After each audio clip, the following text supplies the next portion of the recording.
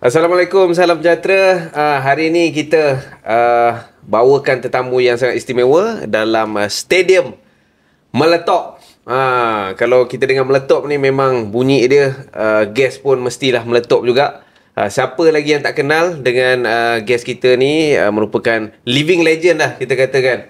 Inilah dia kita bawakan, Datuk Minawan Nawawi. Datuk, first kali, mungkin how are you today?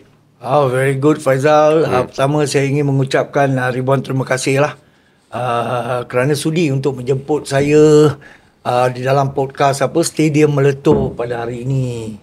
Okay, so far so good. Okay. Alright Datuk, kita straightforward lah. Kita tahu Datuk dalam hoki kan, dunia hoki, legend. Dan kita nak tahu childhood Datuk. What was your childhood like? Okey, yalah of course yalah ramai juga panggil saya legenda, legend dan sebagainya. Saya tak merasakan diri saya ni seorang legenda lah. Tetapi kemungkinan achievement saya dalam sukan hoki tanah air terutamanya itu yang menyebabkan ramailah yang memanggil saya living legend, legend hoki dan sebagainya lah. Kalau saya nak bercerita about my childhood life dulu kan, saya dilahirkan di Melaka. Kalau nak ikut asal usul saya, bapa saya berasal daripada kampung Bukit Durian di Melaka dan ibu saya pula di kampung Batu Putih lah, di Paya Dalam. So, saya membesar di Bandar Melaka, di kampung Bandar Kaba Melaka. Dan of course kalau nak tengok childhood saya tu memang bagi saya memang seronok lah. Memang seronok. Apa antara perkara seronok ada tu Datuk? Macam membesar di kampung Bandar Kaba tu of course boleh dikatakan dia macam kawasan kampung baru lah di Kuala Lumpur. So sama juga kampung Bandar Kaba ni di dalam Bandar Melaka tu, di tengah-tengah Bandar Melaka.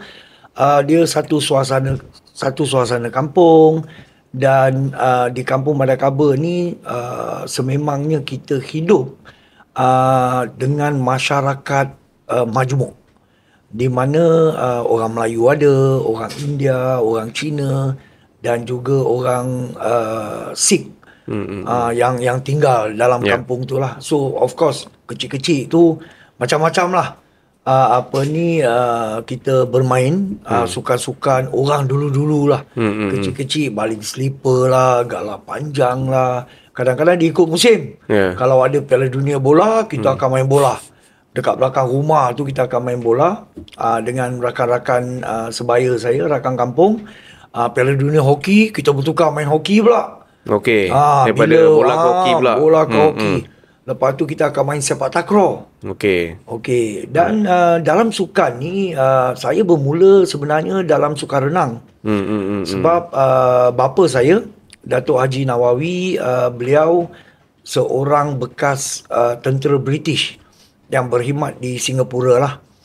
So jadi selepas beliau berhenti sebagai anggota tentera British di Singapura, beliau kembali ke Melaka dan bekerja dengan Majlis Perbandaran Melaka Tengah ketika itu. Dan bapa saya sememangnya seorang yang aktif dalam sukan renang. So jadi beliau ditugaskan untuk menyelia kolam renang Majlis Perbandaran Melaka Tengah. So jadi apabila ayah anda bekerja di kolam renang, apa lagi?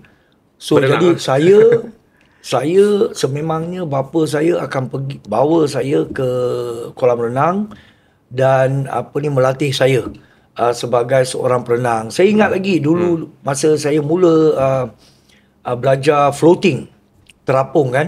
Kita sebelum kita nak berenang tu kita kena tahu floating dulu. Betul. So apa ayah saya lakukan, dia akan campak saya dalam swimming pool dan bila saya struggle nak floating dia tu biar, dan dia biar je dia akan ambil. So that's how I learn swimming. Dan saya sememangnya mempunyai rutin ketika saya darjah 6 tahun, bapa saya akan bawa saya pergi kolam renang awal pagi. Bermakna dalam pukul 5 tu saya akan pergi kolam renang and start training. Swimming. So rutin tu continue sampailah saya habis sekolah rendah lah. Dan of course apa yang seronoknya bila ayah anda menyelia kolam renang tu, kadang-kadang ramai lah rakan sekampung tu semua nak masuk free je. Betul lah. Masuk free. Dia bila ni uncle dapat masuk free. So that's the beauty lah masa saya kecil-kecil lah. Okey tu. Tadi kita dah sentuh soal Datuk punya childhood. Karakter Datuk ni, nampak Datuk masa di arena sukan hoki dulu. Begitu nampak leadership lah dekat situ kan. So karakter Datuk sebenarnya di luar sukan ni macam mana Datuk? Adakah suka menyanyi ke, hobi? Tak, kira macam saya ni, kalau saya easy going lah. Easy going. Kalau of course apabila di dalam padang hoki tu, kita kena, bagi saya semua pemain-pemain harus mempunyai leadership karakter. Sebab penting, walaupun kita mempunyai ketua pasukan di dalam setiap pasukan ni, tetapi for me every players dia kena jadi leader, dia kena ada leadership quality tu. Sebab di dalam permainan kita tidak boleh mengharapkan ketua pasukan saja. Betul.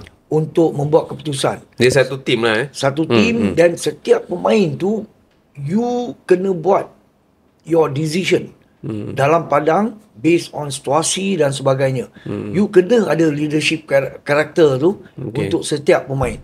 Kalau di luar padang hoki ni saya easy going lah. Saya selalunya a bit diplomasi sikit sebenarnya. Mungkin dulu apabila menjadi ketua pasukan ni, kadang-kadang kita pun selain mempunyai satu karakter yang tegas, dalam masa yang sama juga kita harus berdiplomasi. Sebab dalam pasukan kita mempunyai banyak karakter.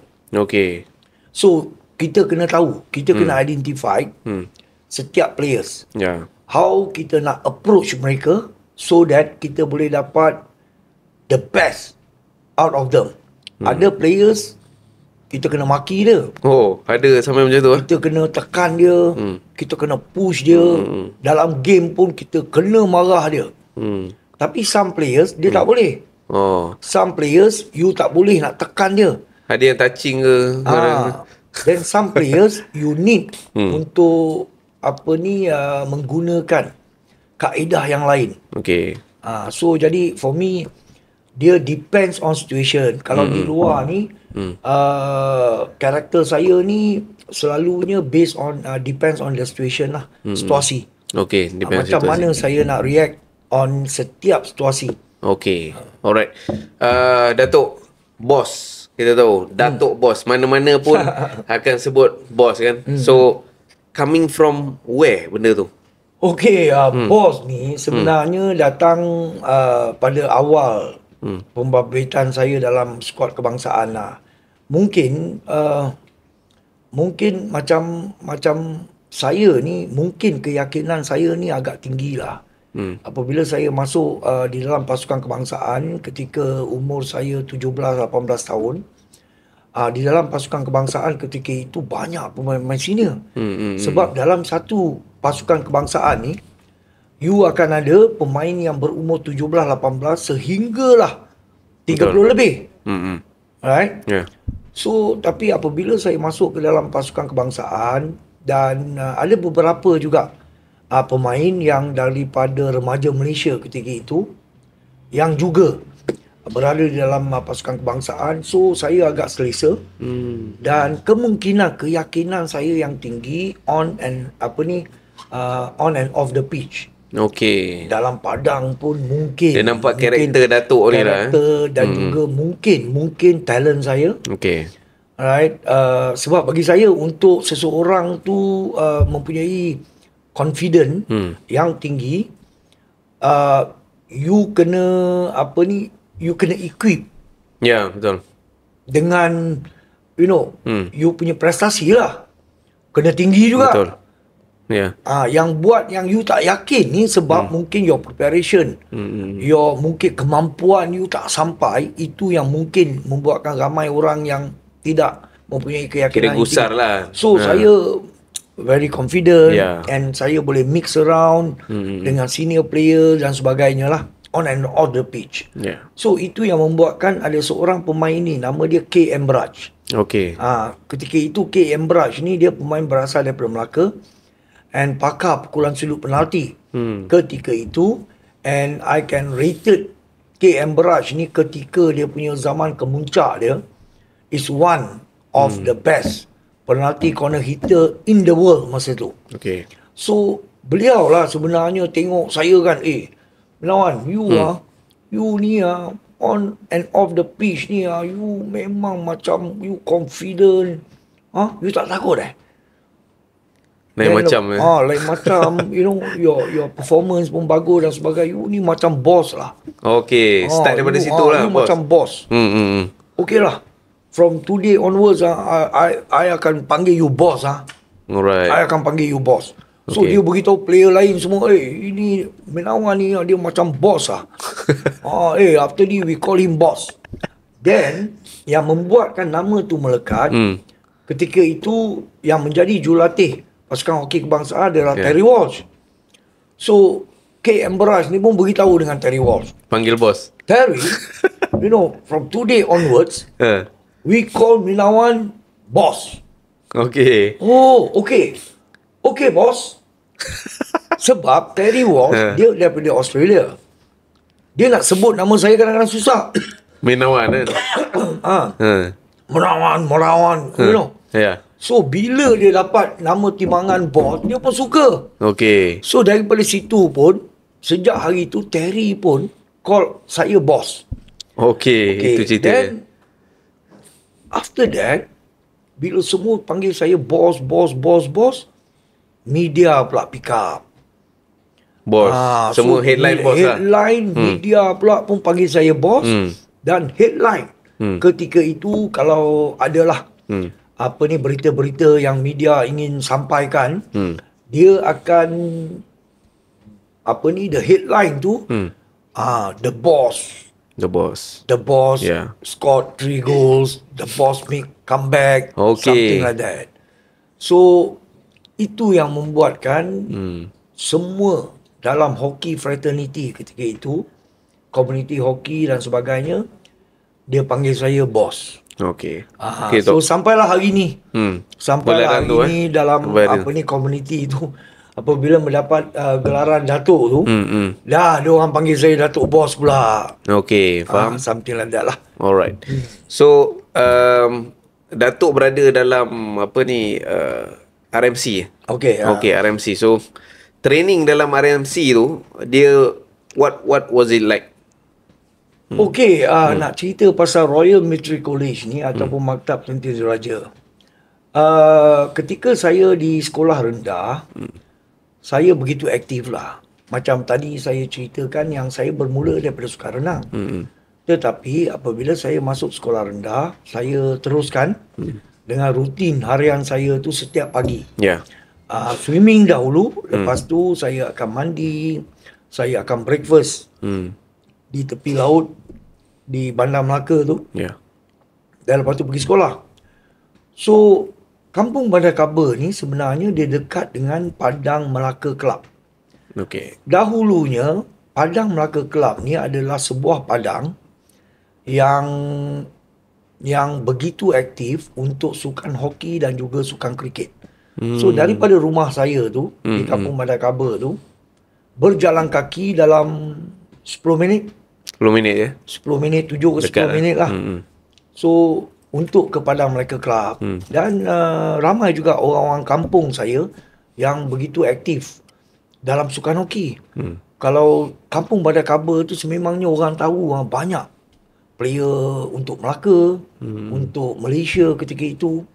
Kalau kita tahu dulu Ismail Ali, lepas tu Samad Said, Ya. dan saya Arifin Ghani.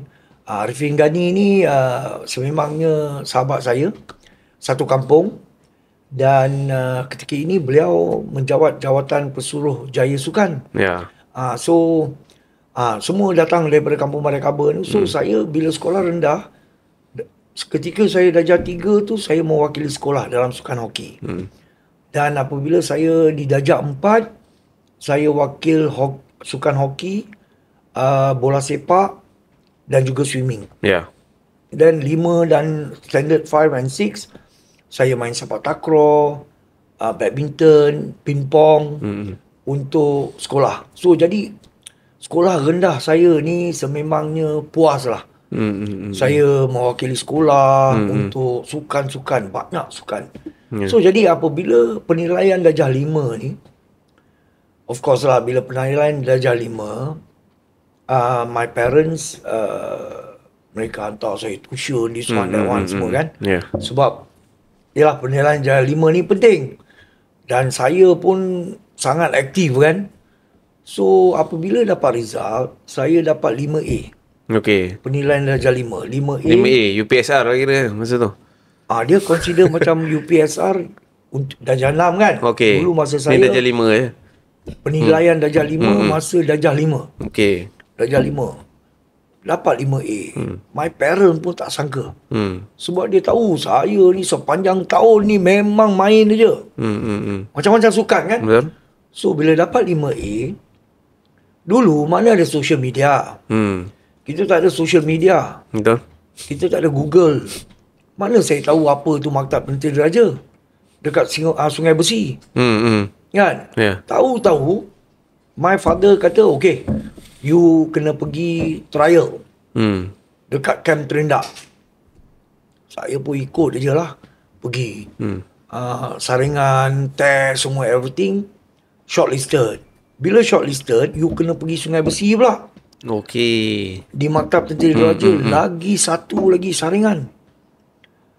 Dan saya pun berjaya dapat masuk. Tapi syarat-syarat untuk kemasukan ketika itu di Maktab Tentera Diraja adalah, satu, sekurang-kurangnya you kena dapat 4A. Alright. 1B. Kalau you anak askar, you dapat 3A, 2B. Ya. So selain daripada result tu, you kena ada co-curriculum yang very strong. Okey. Dia tak boleh study je. You kena co-curriculum yang strong. Dua-dua lah, study, Dua-dua. co-curriculum. Co-curriculum. Untuk you masuk. Ya. So saya pun masuk Maktab Tentera Diraja. Dan bila masuk, baru saya tahu Maktab Tentera Diraja ni adalah sebuah sekolah elit. Alright. Berlandaskan angkatan tentera. Berlandaskan tentera lah. Ya. So jadi di Maktab Tentera Diraja ni sememangnya kehidupan saya ni boleh dikatakan sebagai seorang tentera pelajar. Ataupun pelajar tentera. Okey. Di mana kehidupan seharian kami ni macam tentera. Okey. Pakaian kita semua pakaian tentera. Saya tak pernah pun pakai sekolah baju seluar hijau, baju tak putih. pernah? Tak pernah. Bila kita pergi kelas pun, rutin memang sebagai seorang tentera. Kita memakai pakaian seragam tentera apabila kita pergi kelas. Dan lepas tu kita belajar tentang ketenteraan. Setiap hari Sabtu tu kita akan ada latihan ketenteraan. Okey. Dan kehidupan seharian tu daripada Monday to Sunday tu seperti seorang tentera lah. Ya. That mean, berbaris, berkawat, latihan menembak, membaca peta dan sebagainya. Uniform semua.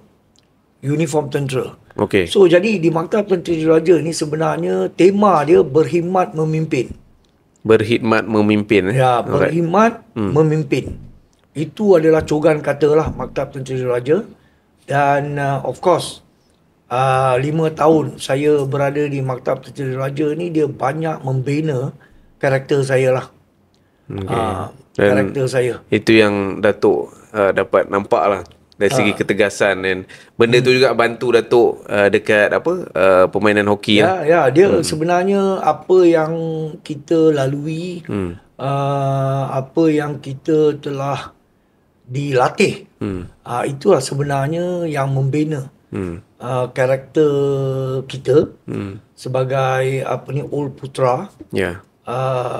Untuk kehidupan kita lah. Okay, Tok.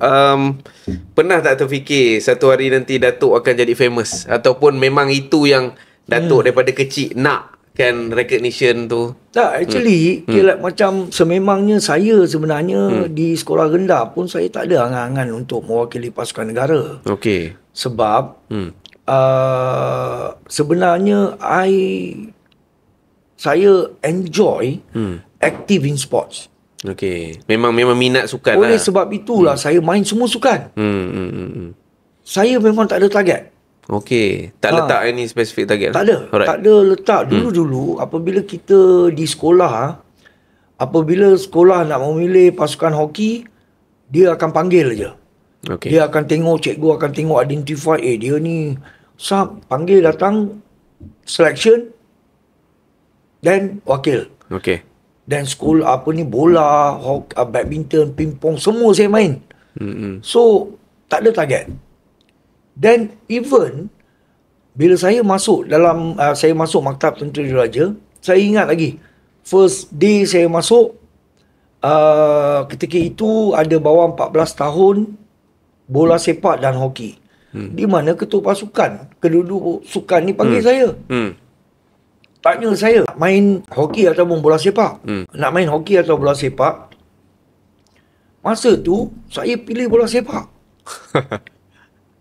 Okay. Itu bermakna saya sebenarnya tak ada target. Tak ada target Dalam sukan ni. Kita just play. Kita suka bermain. Dan saya main bola sepak sehingga saya 15 tahun. Okey. So lambat jugalah Datuk ke hoki ni transition. Sebab masa tu saya junior dan saya tak ada pilihan. Sebenarnya saya tak ada pilihan. Betul. Sebab bila dua senior tanya you, kalau you pergi, you tahulah bila you junior, senior panggil, nak main bola sepak atau hoki, then you kena buat keputusan. Dia bagi dua je option. Bukannya you boleh cakap, kalau saya nak main dua-dua boleh. Tak boleh, masa tu you junior. Pilih satu lah. Pilih satu. So saya kata, saya nak main bola sepak okey. So yang kapten hoki tu sedih lah. Sebab bila kita masuk, kita ada CV kita. Mungkin senior ni dah tengok. Oi, kemasukan baru ni siapa-siapa. Oi, dia ni main untuk Melaka. Saya wakil Melaka 3 sukan. Okey. Sukan renang saya wakil Melaka bawah 12 tahun.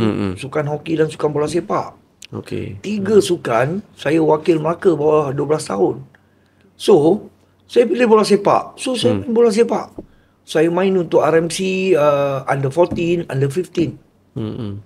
Sehinggalah ujung tahun ketika saya berumur 15 tahun, di mana ada satu pemilihan skuad hoki bawah 15 tahun wilayah persekutuan ketika itu untuk menyertai kejohanan hoki antara negeri di Johor Bahru. So bila saya tengok ada selection, saya pun kata why not I pergi try. Betul. Kan? Since tak buat apa-apa dah, ujung tahun dah. Dan saya pun ikut pemain hoki Maktab Tentera Diraja ketika itu untuk pergi selection. Saya ingat lagi dekat sekolah Cochrane, sekolah menengah Cochrane kat Kampung Pandan. Masa tu jurulatih dia adalah jurulatih Vivekananda. Vivekananda lah. So saya pergi. So first day selection tu, bila tiba, ramai pemain-pemain lain, pemain daripada St. John, VI, sekolah-sekolah lain yang yang bertanya, siapa ni? Sebab dia tak nampak saya. So dia orang tak nampak saya, dia tanya. So dia kata, itu pun budak RMC. Dia main hoki. Tapi dia tak main untuk Maktab Tun Sri Raja sebab dia main bola.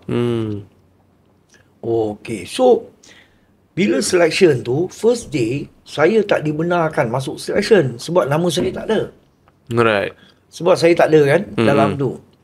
Dan lepas tu bila diorang buat selection semua, saya pun dah halang-halang sampai.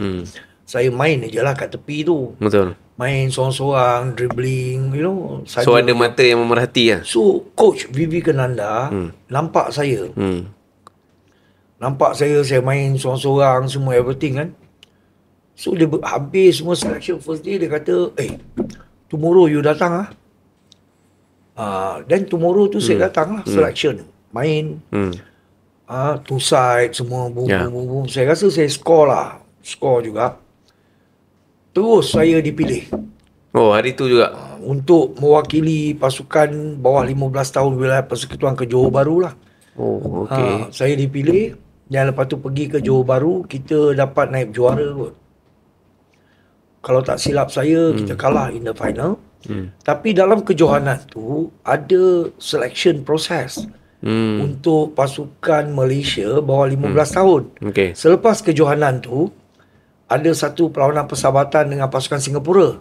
Okey. Pasukan Singapura datang ke Johor Bahru lah untuk main friendly game, 2 matches lah. Saya terpilih pula untuk bawah 15 tahun kebangsaan.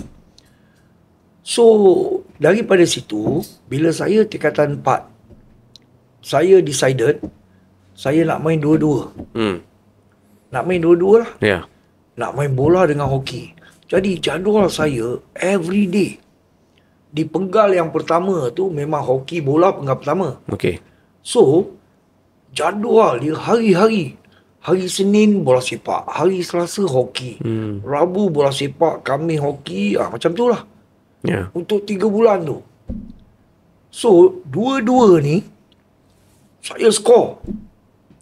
Alright. Kira perform lah masa tu. Perform. Dan lepas tu ada selection untuk bawah 18 tahun wilayah persekutuan. Dua-dua panggil saya. Bola sepak panggil, hoki pun panggil. Oh. Masa tu lah saya dalam dilema.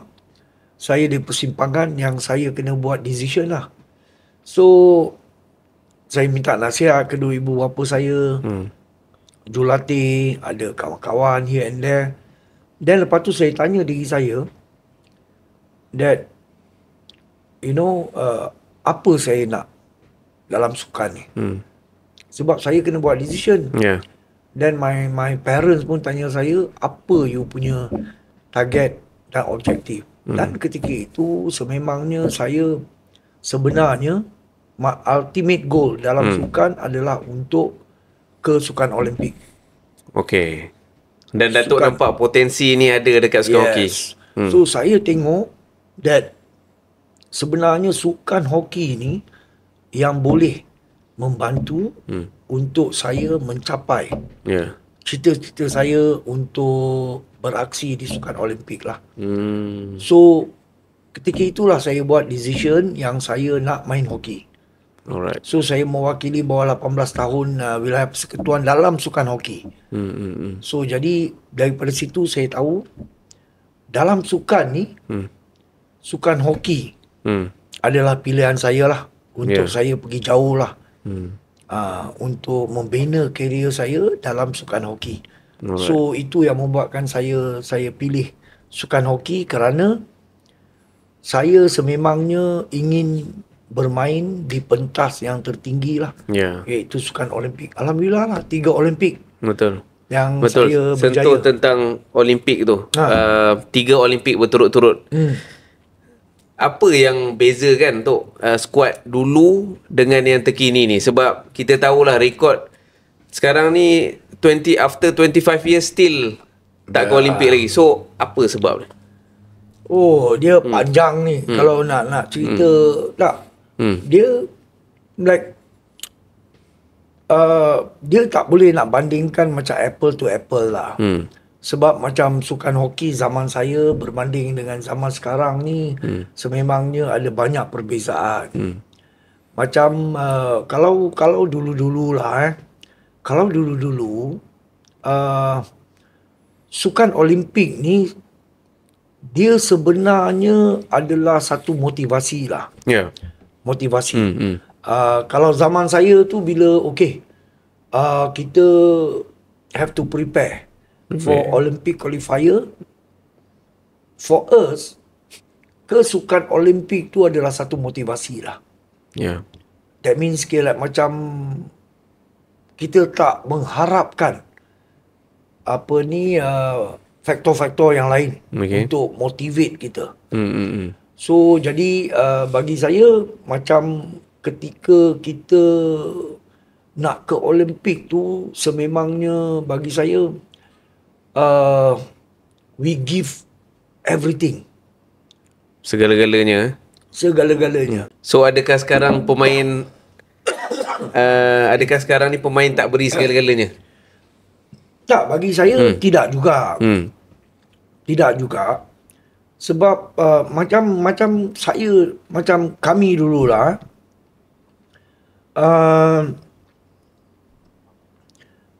we want to go Olympic. Tapi kita sebenarnya tunjuk yang memang kita nak pergi Olimpik daripada persiapan. Okay. That means bermakna you have to give everything. Everybody have to give everything untuk you layak ke sukan Olimpik. Kira sebab structural hoki masa tu memang mahukan sangat lah. Sebab bagi saya pernah yang dilatih oleh antara the best coach in the world macam Terry Walsh. Yeah. Kita layak ke sukan Olimpik 1992 Barcelona. Untuk 1996 Atlanta, saya dilatih oleh seorang jurulatih yang bagi saya begitu kurang berpengalaman dalam hoki antarabangsa, iaitu Volker Knapp, jurulatih daripada Jerman. Sebelum beliau menjadi jurulatih pasukan hoki negara, beliau hanya penolong jurulatih di Klub Limburg di Germany. Tak popular lah. Memang tak popular dan tidak mempunyai pengalaman. Okey. Tetapi beliau menjadi jurulatih kebangsaan ketika itu dan dibantu oleh Paul Lissek. Paul Lissek ketika itu melatih pasukan Germany. Okey. Tetapi kita layak ke sukan Olimpik Atlanta 1996 di bawah kendalian Volker Knapp yang bagi saya ketika itu kurang berpengalaman. Alright. Maksudnya squad tu sendiri dah kuat lah. Dia bukannya top coach. So bermakna bagi saya bila untuk melayakkan diri ke sukan Olimpik bukan hanya terletak tanggungjawab jurulatih. Okay. The whole system tu lah. The whole everyone. Macam saya nak main Olimpik.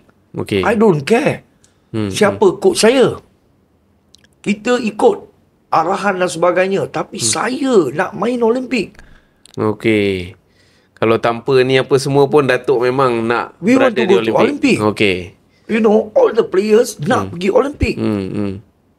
So bermakna dalam persiapan tu, ketika qualifier, we need to be the best lah. We need to what they call that? Kita kena execute. Kita kena bila kita kat kelayakan tu training, itu yang saya kata. Dan lepas tu pada tahun 2000 di Sydney, coach Steven Van Hoosen yang membawa kita ke sukan Olimpik. So bermakna saya di bawah 3 jurulatih yang berbeza. Kita under 3 different style of coaches. Tetapi kita layak ketiga-tiga. Sebab bagi saya is we want to go Olympic. We don't care macam mana pun siapa coach kita, macam mana pun kita yang nak pergi. So kita kena execute when matter most. Bila sangat-sangat diperlukan lah. Diperlukan, kita kena execute kena lah. achieve lah So, the target tu. So bagi saya tak nak compare. Saya tahu semua pemain-pemain always give their best. Tapi kita kena tahu yang so far dah 20-25 tahun still our best is not good enough untuk bawa kita ke Olimpik. That's the reality lah. Sebab The kita reality, masih belum layak ke Olimpik. Belum layak ke Olimpik. So kalau saya sebagai pemain, we need to realise that kita kena sedar, yes, you cakap you give your best, tapi sama ada your best tu good enough or not. Okay. Kalau not good enough, itu point dia. you kena gandakan lagi, lagi until you achieve, bring Malaysian hockey semula ke Sukan Olimpik. Itu saja. Okay, sebab Datuk kalau tengok kita pergi last Sydney tahun 2000 So Datuk berada dalam skuad tu. Dan Datuk pun tengoklah perkembangan sukan hoki sekarang ni kan. Zaman Datuk, mungkin Datuk kata tak boleh compare apple to apple, but what is happening to our hockey? Datuk pun berada dalam skuad dan melihat segala-galanya. Kita punya player ni macam mana? They are not really good yet, tak achieve level Olimpik ke macam mana? Tak, actually players kita ni bagus. Kita sememangnya mempunyai banyak talent. Banyak talent. Tapi dia macam ni lah. Macam kalau kita bercakap tentang sukan hoki, kita tidak boleh hanya menyerahkan segala tanggungjawab kepada Konfederasi Hoki Malaysia. Sebab bagi saya, sukan hoki ni sebenarnya tanggungjawab semua stakeholders. Semua stakeholders. Stakeholders. Demi pemegang taruh. Semua. Baik Konfederasi Hoki Malaysia, semualah, Majlis Sukan Negara, KBS, Kementerian Pendidikan, sekolah-sekolah, Persatuan Negeri, everyone. Itu sebenarnya stakeholders. So, players memang kita ada banyak talented players, world class players. Tapi we need to look at our ecosystem. Okay, so sekarang ekosistem ada masalah sikit dekat situ. For me, yes. Ekosistem. And ekosistem ni bukannya tanggungjawab Konfederasi Hoki Malaysia sahaja. Sebab kalau kita tengok, kita bukanlah negara club base. Kita negara state base. Kan? Lepas tu kita produce players patutnya daripada sekolah. Okay, tapi what is happening now? Daripada sekolah. Okay. At the moment kalau kita revisit balik ekosistem kita ni, now I can say 95% players yang datang tu adalah daripada sekolah sukan. Okay, sekolah sukan. 90% lah, I can say that 90%. Pemain-pemain yang datang, yang dihasilkan untuk pasukan remaja dan juga senior kita, 90% daripada sekolah sukan. Sekolah sukan negara dan juga sekolah sukan negeri. Okay.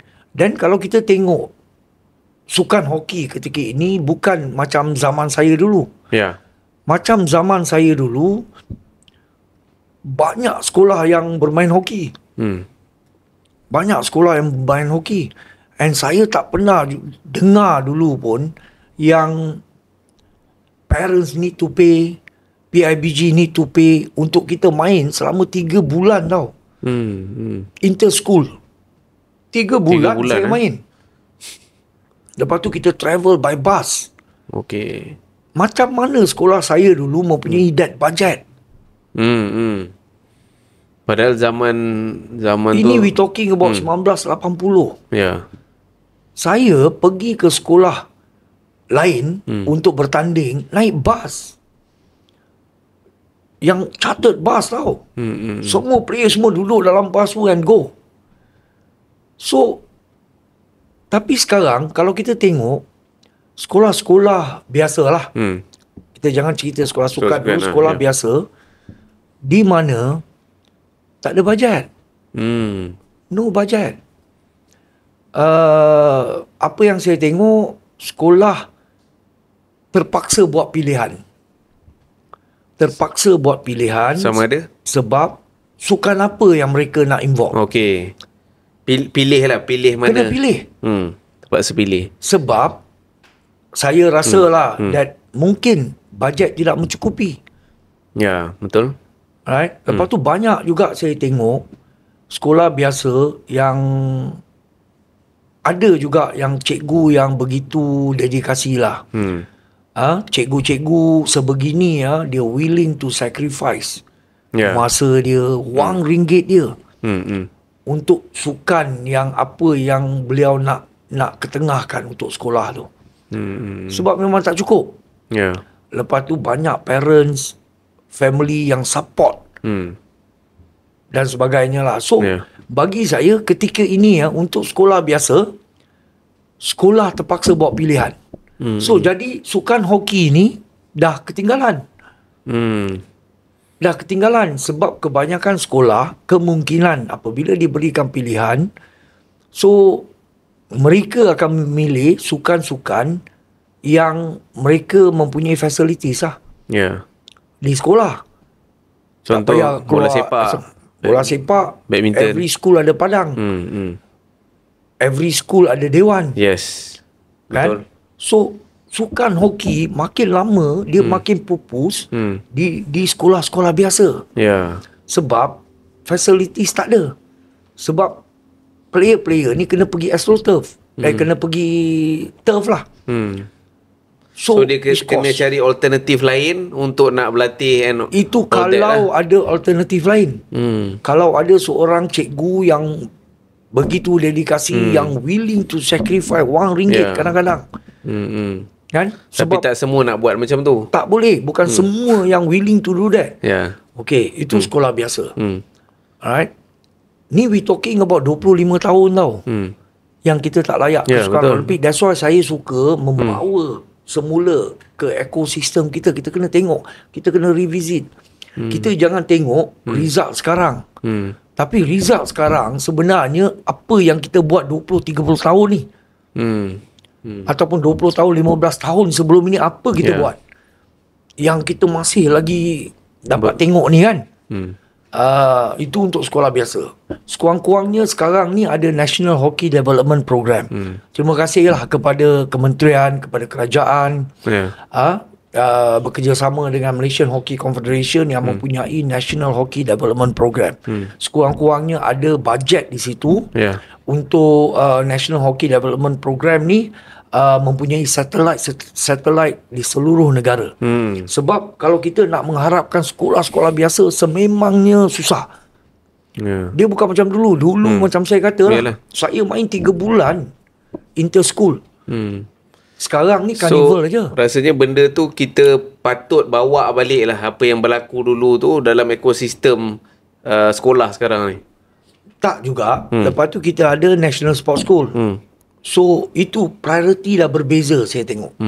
Bermakna kira macam mana yang cream of the cream. So called cream of the cream. Masuk sekolah sukan. Tapi you must know that bukan semua cream yang nak masuk sekolah sukan. Daripada situ mungkin kita ada tercicir juga.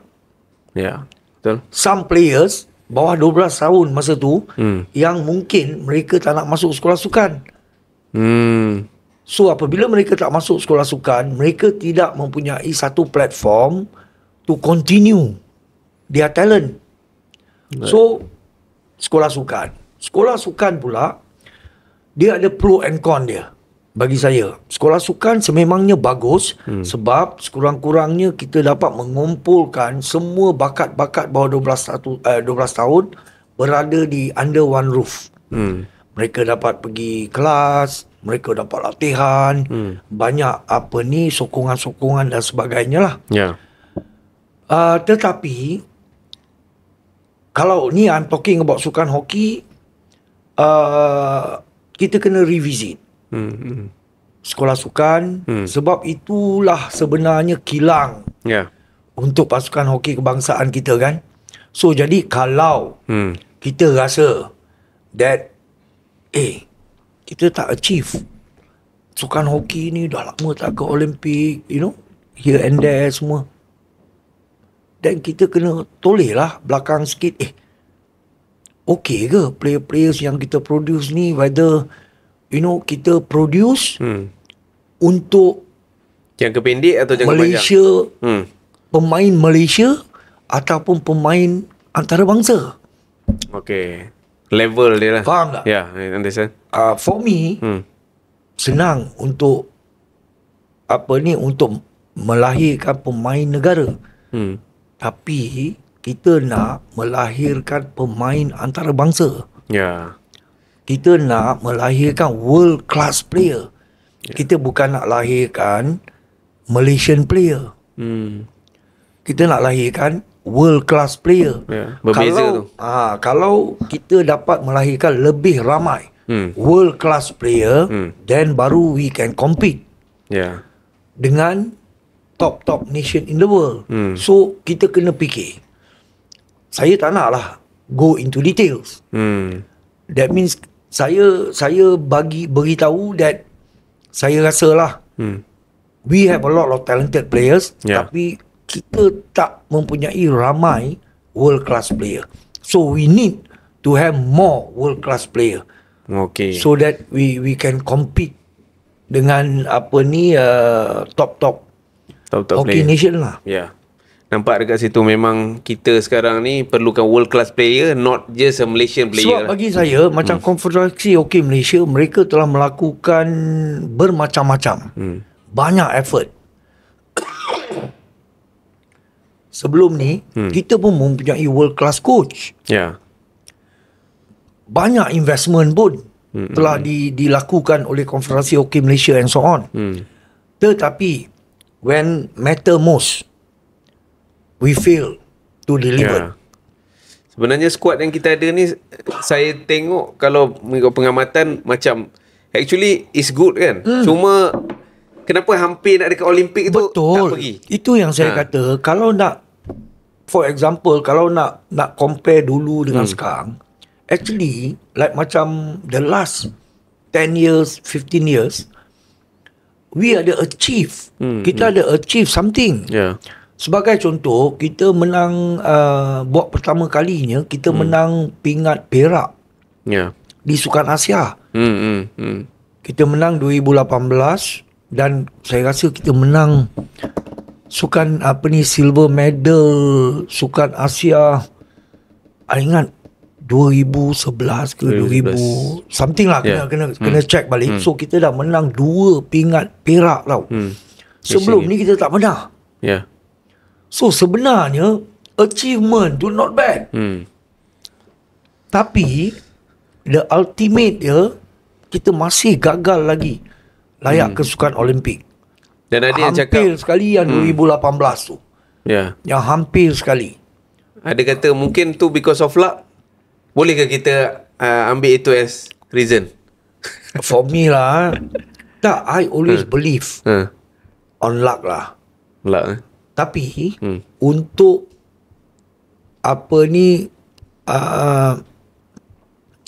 untuk luck tu datang kat kita, kita kena berkorban. Kalau 7-8 bulan sebelum tu, we really push ourselves. I always believe that luck will help you. Okay. But you need to prove yourself first lah. Sometimes I always believe that. Tapi kalau like macam kita hanya mengharapkan nasib, tanpa whatever lah need to be done, nasib tu tak datang, bro. Betul. Itu yang I always believe lah. So saya dah melalui banyak kejohanan kelayakan tau. And sebelum kelayakan tu you tahu. You dah tahu, okay, we will do it lah. Sebab you tahu solid preparation. Memang boleh dia bukan pergi. hanya preparation of the team tau. Individually. Okay, every player so. Individually macam mana you sacrifice, you push yourself. Dalam training semua, everything.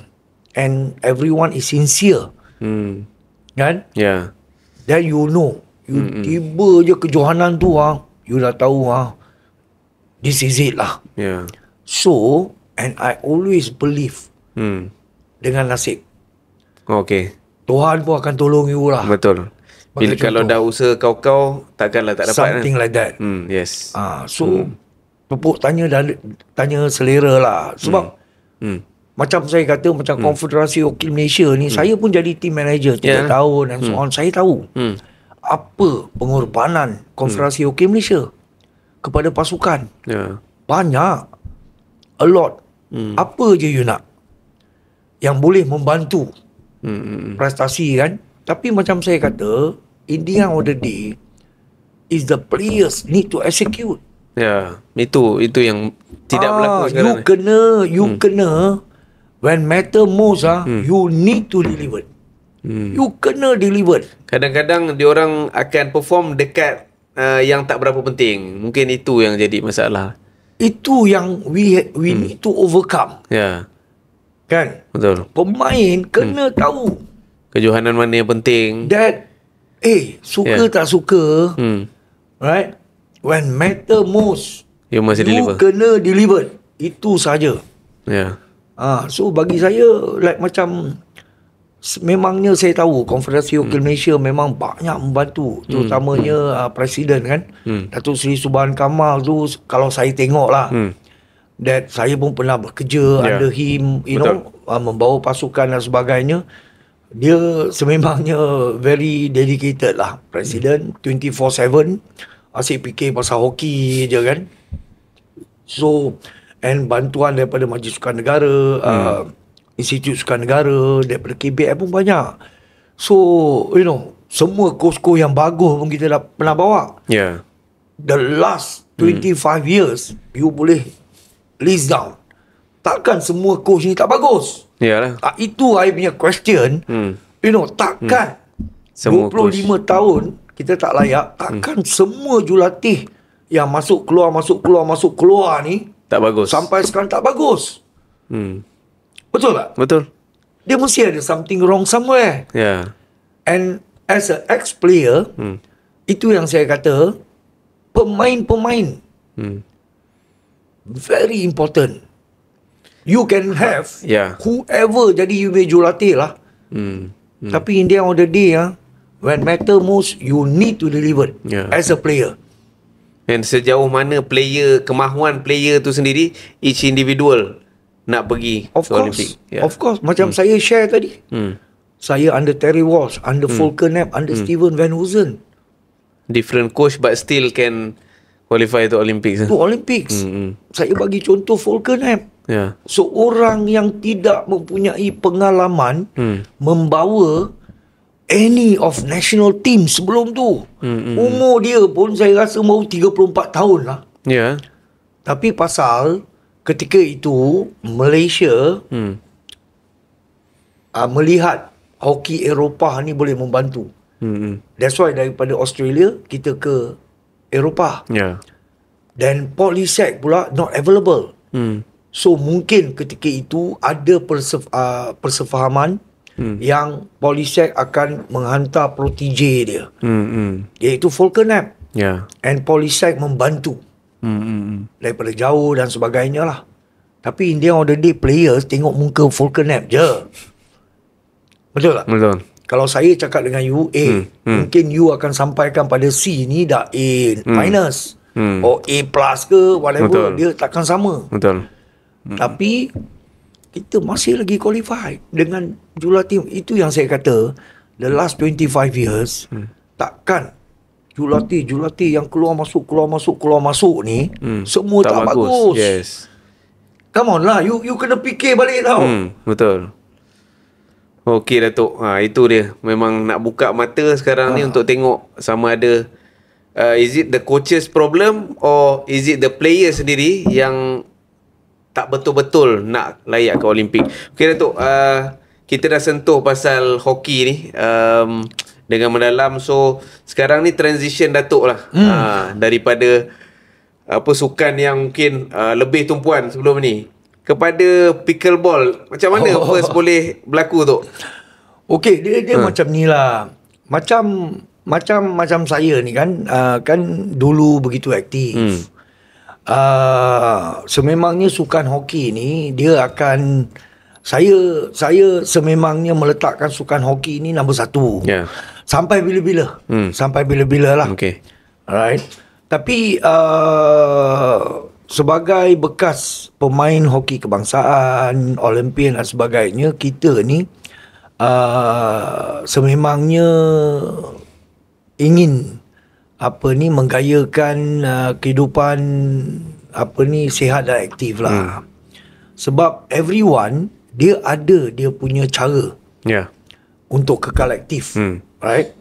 Ada yang badminton, ada yang main futsal, ada yang pergi gym, ada yang berbasikal, ada yang Muay Thai lah, kickboxing lah, sebagainya untuk kekal aktif. So jadi saya sebelum ini saya banyak beriadah, pergi gym ataupun hiking dan sebagainya lah. So bila pickleball ni datang ke Malaysia, dia adalah satu sukan baru kan. Walaupun di Amerika Syarikat ni diorang dah main lama. Tapi datang ke Malaysia, datang ke rantau Asia ni, bagi saya pada tahun 2023 lah, ujung tahun. Jadi trend Tapi di Sarawak dah start main dah. Di Miri tu dia start main dalam tahun 2019. Kalau tak silap saya lah. Dan sampai ke Semenanjung ni ujung tahun 2023. Dan tiba-tiba pada tahun 2024 ni dia meletup. Begitu cepat. It's a fast growing sport. Tiba-tiba sini ada pickleball court, sini ada. So jadi sukan ni sebenarnya isteri saya yang mula main. Okey. Dengan kawan-kawan beliau main pickleball. So saya pun tengok apa sukan ni. Pickleball. So satu hari tu saya pergilah tengok. Saya pergi tengok, oh ni pickleball. So saya pun ambil pedal. Kan diorang ni pun invite saya lah. Come out, Menawan. Jom lah, join main. Masa tu saya dengan pakaian office saya saja je singgah sekejap nak pergi tengok. Okay. So saya pun ambil pedal tu dan bola. So pukul. Pukul. Saya tengok macam boleh pergi. Macam boleh ni. Macam seronok. Dan daripada situ saya mula join. Okay. Dia session. So main. Saya dah jadi seronok. Alright. That means saya ketika itu hoki bukan saya tak nak main, tetapi bagi saya lah, di peringkat umur saya ni, sukan hoki ni dia risiko yang agak tinggi lah. Untuk dilanda kecederaan. Sebab kadang-kadang bila saya main hoki ni, saya terlupa. Saya ingat saya macam 20-30 tahun dulu. Saya akan terlupa. So dia akan over limit lah. Then over limit, over stretch, overrun dan sebagainya. Dan I end up injured. Okay. So sometimes hamstring lah, sometimes inilah, itu dan sebagainya. Sebab kalau kita tengok, padang hoki tu sama besar. Betul. Bola ni sama laju macam dulu. Tapi kita ni tak sama macam dulu. So, bila saya fikir, saya rasa saya nak aktif dalam sukan pickleball ni, sekurang-kurangnya saya dapat meneruskan gaya hidup aktif dan sihat lah. So, bila saya start main, tiba-tiba dia macam dia adiktif lah. Adiktif Dia adiktif. Dia tiba-tiba kena main. Okay. Bagi saya pula sama juga kalau you spend time. Kalau you pergi hiking, berapa lama you akan spend? Sekurang-kurangnya 1.5 jam. You travel, you hike dan sebagainya. balik Yeah. pun 2 jam Hmm. atau 2 jam setengah. Yeah. Sama juga kalau I main pickleball same time. That mean I pun akan spend 2 ke 3 jam. Hmm. So saya anggap pickleball ni is like sukan yang saya rasa, satu, saya boleh mengamalkan gaya hidup aktif dan sihat. Nombor 2, saya dapat bersosial. Yeah. Sebab pickleball ni dia unites people, dia connect people. Right? Dan lepas tu dia sesuai untuk dimainkan oleh semua lapisan. Semua lapisan. Dan lepas tu is a new sports yang aktif sekarang ni dalam pickleball pun is personality yang mempunyai Background berbeza. background sukan yang berbeza. Ya. Semua background sukan, semua main pickleball. Dan oleh itu saya decided, okay, this is my sport untuk saya kekal aktif. Okay. Alright. Then of course lah, bila you dah main, you akan cuba level up your level. Itu masuk competition tu. Your level up untuk improvekan your teknik dan sebagainya. Dan lepas tu dan terjebak dalam beberapa competition dan sebagainya. Sehinggalah satu hari saya berfikir, why not I buka, right? I dengan rakan kongsi saya untuk membuka gelanggang pickleball sendiri yang ketika ini dinamakan Pickleball Playground yang terletak di Padang Jawa. Section 16 Shah Alam. So kita mempunyai 14 court dekat situ kan. So sampailah buka. Sebab seronok sangat bermain dan sebagainya. Dan lepas tu, for us, kita fikir, why not? Di kawasan tu, kita mempunyai gelanggang, kita bagi opportunity lah untuk, penduduk-penduduk, terutamanya di kawasan tu, untuk bermain pickleball lah. Okay. Itu dia cerita macam mana Datuk daripada transition hoki, lepas tu ke pickleball, and then sampai buka court sendiri. So kalau kita orang nak main lepas ni boleh dapat free. Boleh. Dia ni stadium meletup ni, boleh datang. Tapi yang pentingnya boleh letaklah kat atas ke bawah ke situ pickleball playground. Okay. Kita promote lah sikit Promote sikit. Okay. Alright tu. Kita dah sentuh macam-macam untuk Piala Sultan Azlan Shah lah. Okay. Yang tak lama lagi ni Datuk lihat skuad sekarang yang ada ni, apa harapan Datuk? Okay, now our target is straightforward. Kan kita punya target adalah untuk melayakkan diri ke Piala Dunia pada tahun 2026. So jadi Piala Sultan Azlan Shah ni adalah antara kejohanan yang begitu baik lah untuk kita pastikan yang kita memperbaiki prestasi ataupun memperbaiki, improvise performance kita yang telah kita tunjuk di Piala Asia yang lepas lah. So bagi saya penting, sebab pasukan dia kena tahu kan apa kelemahan yang berlaku di Piala Asia di India. Jadi ini adalah satu platform yang baik untuk jurulatih kebangsaan iaitu Sarjit Singh untuk memastikan, dan juga pemain-pemain untuk menambah baik prestasi daripada Piala Asia gitulah. Sebab we want to see the improvement. So mesti boleh katakan mesti juara lah untuk kali ni kan. Juara tu bukan mudah sebenarnya. Tapi we want to see a better overall performance. Okay. Sebab bagi saya good performance dekat Sultan Azlan Shah ni dia memberikan keyakinan yang lebih tinggi untuk kelayakan Piala Dunia nanti. Okay. Kalau saya tak silap lah, kelayakan Piala Dunia bulan 1 ke bulan 2 tau.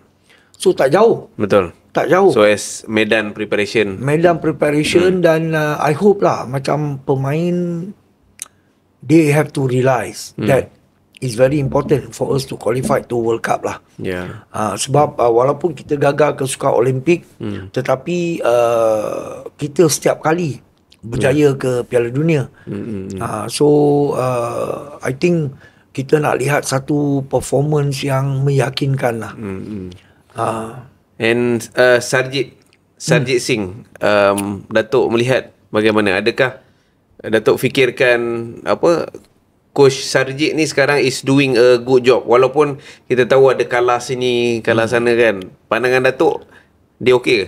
Nah, bagi saya kalau kita tengok apa ni di Piala Asia, kita tewas di tangan Korea kan, 4-3. Masa tu the Big Four ataupun kita kalah third and fourth 3-4. Kita leading I think 3-1. Kita leading. Saya selalu suka untuk tengok on the positive note lah. Positive note is kita mampu menjaringkan gol. So now our issue is what?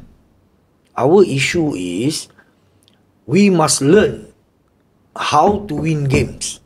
Okay? Sebab kita boleh menjaringkan gol. Kita leading. Kita boleh menjaringkan gol. Okay, so now pastikan menang. How to win games. Untuk memastikan bila perlawanan tu tamat, kita menang. Tak kira lah kita menang 4-3 ke 4-2 ke. So we must know how to win games. So okay, that process definitely lah jurulatih. Tetapi yang penting pemain-pemain, we have to learn from experience. We have to learn from our mistake. Sebab kalau sesuatu yang terjadi pada pasukan, kepada kita, kalau kita tak belajar, so susah lah. Kan? Macam Sarjit, dia mempunyai cara beliau sendiri. Sama ada dia okey atau tidak, kita kena tunggulah. Sebab I don't want jump the gun. Saya tak nak cakap dia satu jurulatih yang bagus ketika ini. Sebab ada beberapa lagi kejohanan yang kita perlu achieve, pengukur, and this is the process. So kita kena bagi dia peluang. Betul tak? Sebab macam saya mungkin saya hanya akan melihat the end result nanti. Sama ada okey ke dari tak okey. Segi peluang tu mungkin Datuk rasa sampai bila the last period yang mungkin kita boleh tengok okey. But I think we need to be in the World Cup lah. Itu yang paling penting. Of course lah, ni yang terdekat kan, 2026. So andai kata kita tak layak World Cup, Sarjit gagal. No, kalau katakan kita tak layak World Cup, I think itu bagi saya satu musibah lah. Satu musibah lah. Tapi macam saya kata tanggungjawab ni bukan hanya pada jurulatih. Macam player. Kita ni selalu, bukan kata apalah, macam saya ni pemain, bekas pemain, right? Saya pernah menjadi pengurus pasukan, national team, national junior dan sebagainya. And of course lah, kalau zaman profesional ni, sememangnya jurulatih lah yang selalu kena. Betul. Tak jurulatih association. But for me, how about the players? Because this responsibility is not only on the jurulatih. Saya dah bagi contoh-contoh tadi. Saya under 3 different coaches. Tapi kenapa under 3 different coaches kita boleh achieve apa yang kita nak achieve? So what that said is, it's not about the jurulatih saja. Jurulatih dia plan for you, dia buat program, dia push you, and so on. Tapi yang buat physical fitness, buat strength training, buat technical training is who? Players. Players hanya tahu, dia hanya akan tahu sama ada dia always bagi 100% atau tidak. Dia akan tahu diri dia sendiri. Of course. Ya. Kalau I kena lari 20 round dalam jangka masa sekian-sekian, kalau saya fail, Ya. hanya I je tahu. Sama ada I give my best ke tidak, Betul. atau I reserve a bit. Kalau bila kita buat training, technical training, right, I bagi 100% atau tidak, Ya. ataupun I kadang-kadang I bagi Curi-curi 100, kadang-kadang pulang. something like that. Ya. And bila dalam game, everything dah you been equipped, dah beritahu, dah tengok video dan sebagainya, you need to execute, you need to deliver. Ya. Takkanlah kalau penalti stroke you dapat, Hmm. kalau you push out, you nak salahkan jurulatih. Sebagai contoh, Ya. kan, you need to deliver, Kena skor lah. kena score lah. Takkan you ambil penalti stroke, Ha. tak masuk, we fail to qualify. Betul. Takkan jurulatih juga kena. So for me is, of course lah, masing-masing jurulatih ni dia ada dia punya kelebihan kekurangan. Tak ada orang yang perfect. Betul. Tak ada jurulatih dalam dunia ni yang perfect 100%. Dia ada kelebihan, dia ada kekurangan dia. Tetapi apa yang saya nak put forward dekat sini is, setiap kejayaan, kegagalan bukan hanya terletak pada jurulatih. Players, you need to take responsibility juga. Ya. Itu yang saya selalu ni lah, sebab that, banyak jurulatih in and out. Takkan semua jurulatih ni, diorang ni tak layak, tak bagus. Kan?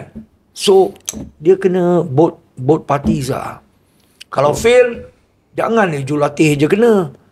Player dan jurulatih lah. Player pun have to take some responsibility. Kan? So mungkin ada player yang patut keluar jugalah. Tapi itu depends lah. Depend on the next coach, ataupun coach tersebut. Itu of course lah dia punya decision. Kan? Tapi bagi saya, kadang-kadang for me, players more important. Ya. Untuk deliver tu, players more important lah. Because you atas padang, you need to deliver, you need to execute, you need to defend, you need to attack. Semua you. Betul. Yang lain dekat luar tu tak boleh buat apa-apa. Kan? Okay, Tok. Sepanjang career Datuk ni lah kan, moment, the greatest moment and moment yang paling mungkin the downside of you and the highest point of view lah yang you boleh share sikit. Macam mana kalau I nak kata, of course lah, to be selected dalam as a national trainee pada umur 18 tahun tu, bagi saya sememangnya satu momen yang saya tak boleh lupakan. Sebab mungkin dulu bukan mudah untuk masuk ke dalam national team and to be in the team. Apatah lagi untuk menjadi first 11. Dulu bukan rolling substitution. Dulu kau first 11, kau main sampai habis. Okay. Kadang-kadang kalau kau reserve ni, kau tak masuk langsung.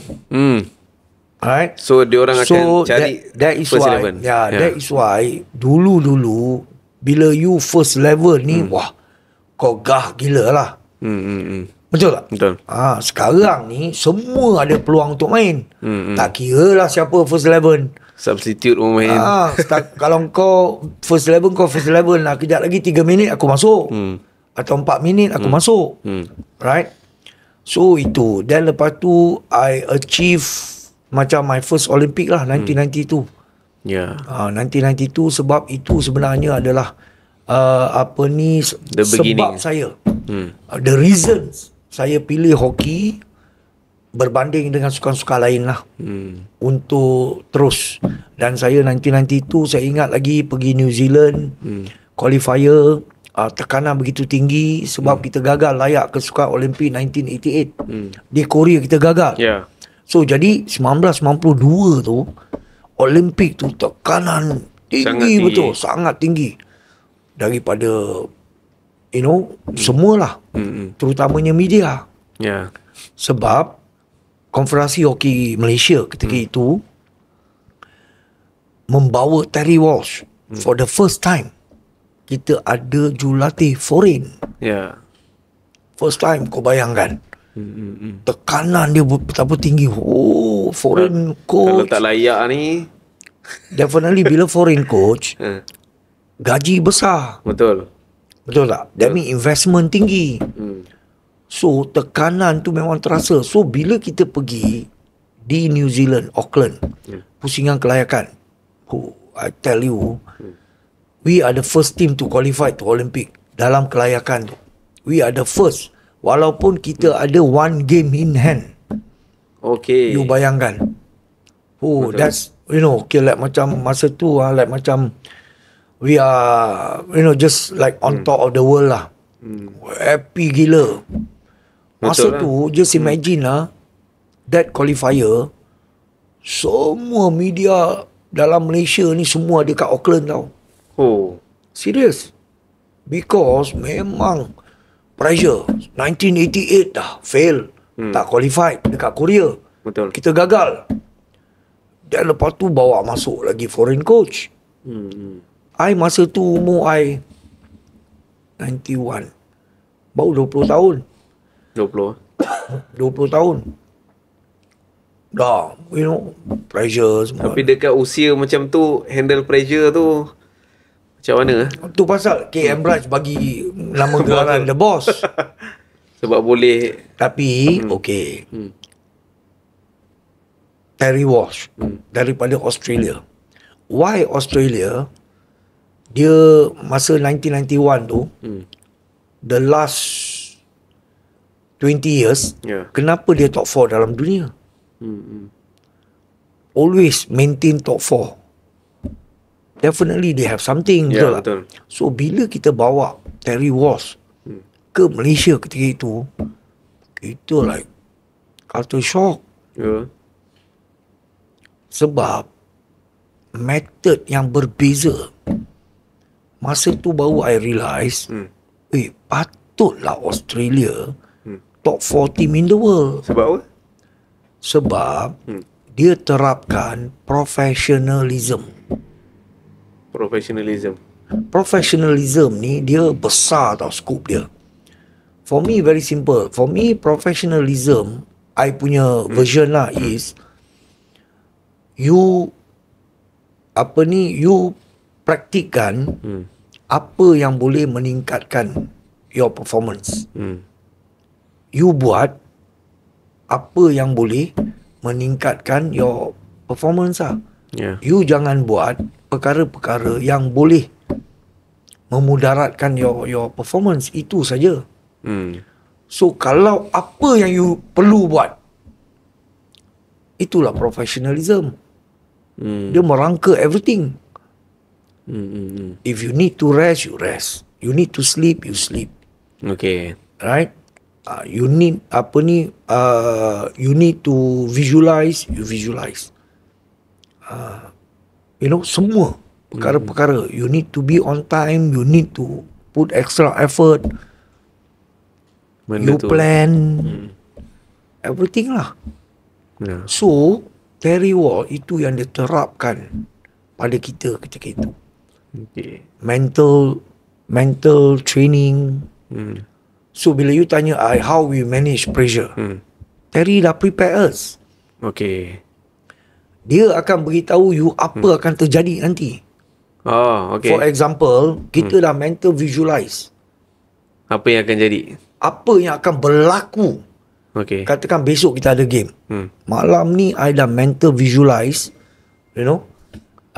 Kita panggil mental gymnastic lah. I akan visualize apa dalam situasi, dalam game, the crowd, the weather, the situation dalam game, Kalau ni terjadi, apa I perlu buat, semua I main dalam ni je. Okay. Besok kalau I masuk, crowd macam mana, players macam mana, weather macam mana, semua I dah mental visualize. So bila besok you pergi kat Padang, you pergi dah macam you tengok, ini memang aku expect macam ni. Okay. So tak ada terkejut lah dekat situ. Tak ada terkejut. So that is why Terry, I bernasib baik lah. Sebab my early career in national team, I dapat jurulatih seperti Terry Walsh. Sebab dia yang sebenarnya menerapkan professionalism pada pasukan and pada saya lah. So walaupun dia tak ada dah, tapi I carry dia punya apa yang tunjuk I ajar, belajar daripada dia tu sampai I habis. Sampai sekarang pun. So that is why like macam, that's why Australia top 4 in the world. Kita culture shock. Betul. Kita macam ni rupanya, macam tu rupanya. Patutlah Australia ni top 4 in the world. Sebab ini yang dia buat. Professionalism. Kan? Kadang-kadang kita naik bas pun, you bayangkan lah, kita naik bas ke game. Dia ada dia punya rules. That mean bila you naik bas nak pergi game, right? Music tak boleh ada. Okay. Very simple. You mungkin tak suka dengar music. You individually, you punya cara untuk prepare for the game lain. Mungkin you suka diam. You suka diam, duduk sorang-sorang, fikir along the way tu. Ada orang suka dengar muzik. Berbeza kan? Kau bawa lah Walkman kau. Kau blast lah kat telinga kau. Betul tak? Ada grup pula yang suka bercakap, bercerita. Borak-borak. Itu kau bawa kau punya orang kat tepi tu, kau borak lah. Kau nak gelak ke kau punya pasal. Nampak? Wow. Naik bas ni pun ada rules and regulation. Oh ya. Tapi itu bukannya you macam budak-budak. No. Sebenarnya dia cater pada individual. Game preparation. Lain orang, lain cara dia. Betul tak? Betul. Itu salah satu je I beritahu. I share kat sini. Betapa walaupun small, detail tu very small sebenarnya. Naik bas saja pun pergi Padang. Tapi still ada. Tapi impact dia tu besar. Macam warm up. Macam warm up, bila training, dia bagi you 10 ke 15 minutes lah. Do your own warm up. Do your own warm up. Sebab for him, every player, dia need different. Kadang-kadang macam you, mungkin you nak buat ni je. Some player, they need more. Okay. Tapi kalau buat sekali, ada yang kurang, ada yang terlebih, something like that. Nampak? Dia empower you. Dia bagi tanggungjawab tu pada you. Okay. And bila kita diberi tanggungjawab, kita better buat betul-betul. Sebab nanti kan aku tak cukup kan. Ni sebab kita sendiri yang tahu apa yang kita perlukan lah. So that's how lah manage pressure lah. Dia masing-masing ada cara dia masing-masing lah. Yang sedih pula tu? Sini. Oh, yang sedih dia, Saddest moment. okay, saddest moment apabila saya gagal melayakkan diri. Pasukan kita gagal ke Piala Dunia 1994 di Sydney. Okay. Sebab itulah so near yet so far. Qualifier dekat Poznan, Poland, kita leading 3-1 dengan Belgium, 3 sama, lepas tu kita kalah penalti stroke. Alright. So kita gagal. And itu sebenarnya Piala Dunia yang sepatutnya pertama untuk saya. Oh, okay. Memang saya frust. Bagi impact betul lah. Saya sampai menangis satu hari Ya. bila I fail. We fail to qualify. Saya nangis sampai I told myself I don't want to go through. Oh, okay. This kind of situation again. I told myself, sebab you bayangkan kita leading 3-1, 3 sama, lepas tu kita kalah penalti stroke, right? Tapi of course bila I reflect balik, why we lost, adalah tu, Ada faktor. ada faktor. So kita kena tahu. Kalau kita tak sincere, kita everyone not willing to sacrifice, not everyone Sebab tu boleh sincere comeback tu. training, tu pasal kita kalah. Macam saya kata lah, Yalah, players kalau punya ni. Tuhan nak tolong kau, dia nak tengok juga apa usaha Sejauh kau, mana effort kan. effort. So saya belajar tu. Saya tahu that our ni prepare not good enough as an individual, Individually. not good enough. Okay. Kita tahulah. Hmm. Tu pasal kita kalah. Betul. Okey Tok. Okey lah. Dah menuju ke penghujung ni. Nama Datuk sentiasa orang sebut-sebut kan. So nanti bila mungkin one day lah. Dah tak ada. Dah tak ada. So Datuk nak orang ingat Datuk as apa? Tak, bagi saya lah, saya nak orang ingat saya as a person lah. Okay. As a person. Mungkin ramai tak kenal saya as a person. Tapi saya harap, like macam mungkin I ada bump into a lot of people kan. Yeah. Walaupun yang saya tak kenal. So saya nak orang ingat saya as a person lah. As a person. Menawan Nawawi, then like hockey player tu, tapi as a person tu, Sebagai manusia. sebagai manusia lah, sebagai seorang insan itu lah. Okey Tok, mungkin ucapan lah yang terakhir sekali, Datuk boleh bagi kepada squad our national player ataupun yang akan beraksi di Deaflympic November ni, 15 November. Mungkin Datuk boleh cakap sikit. Untuk semua para atlet yang akan menyertai Deaflympic pada bulan November ni, just give your best. The most important adalah, yang paling penting adalah perform untuk diri kamu, your family, your friends, the association, atau for your loved one, dan kepada semua yang membantulah on your journey. Alright. And also jangan lupa untuk negara tercinta kita, Malaysia. Saya tahu you can do it.